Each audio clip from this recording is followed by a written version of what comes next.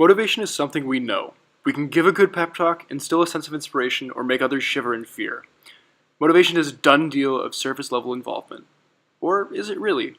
In order to live up to the ELead ideals, leaders need to know how to motivate others intrinsically, remove barriers to solve problems, hold individuals up to serve others, and create the teams that guide change.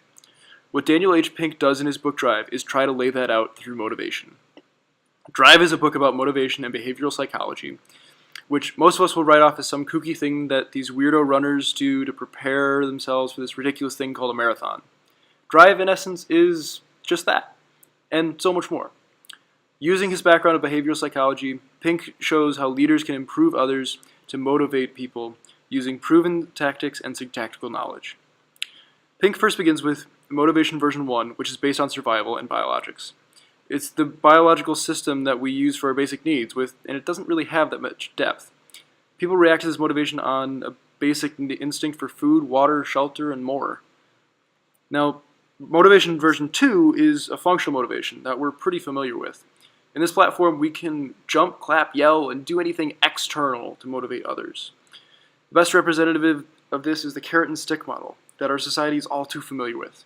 If you get your homework done, you can go watch TV. If you can do that report really well, you get a bonus at the end of the year. This can lead us 4 slippery slopes. 1, ethical issues come up really easy.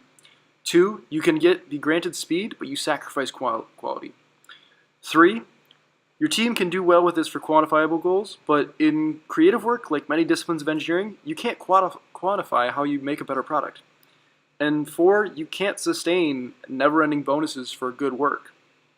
Essentially, Motivation 2.0 is external motivation, or type X behavior, as Pink describes. If you're going to do something on this platform, you need to get a reward for what you're doing. And this really resonated with me, as it's the model we associate with poor leaders and is a broken system for today's world. I did find this section incomplete, as I feel there are many more external things that can factor into motivation that people don't see so easily. Like how personal life can bolster into a project's completion.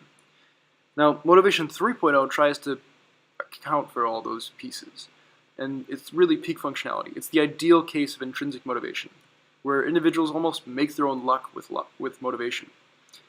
In this platform, individuals on a team are all placed on the same level, and before you immediately think of communism, the goal of this is to eliminate competitive needs of individuals, like pay, location, time, and other product-unrelated items of work.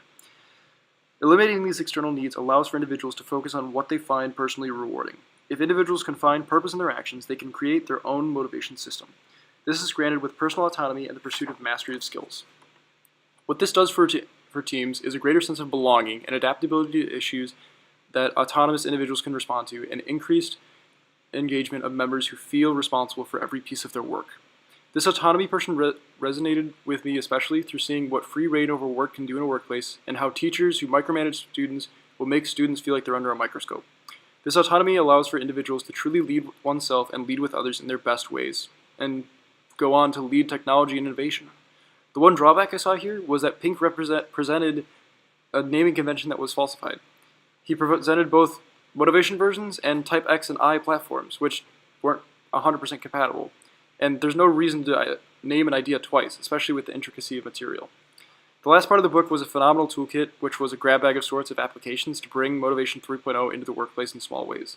These topics gave small ways to guide change in the workplace, and really were a great way to, see how these were applied.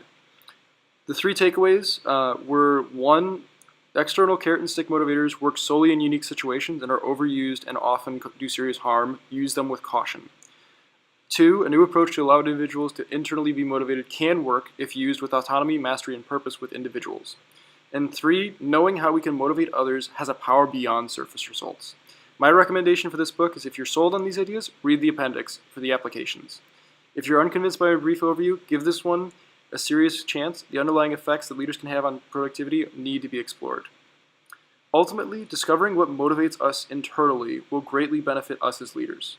Find what motivates you, your friends, your coworkers, and your community, and you might just be able to find yourself doing more than just marathons with your teams.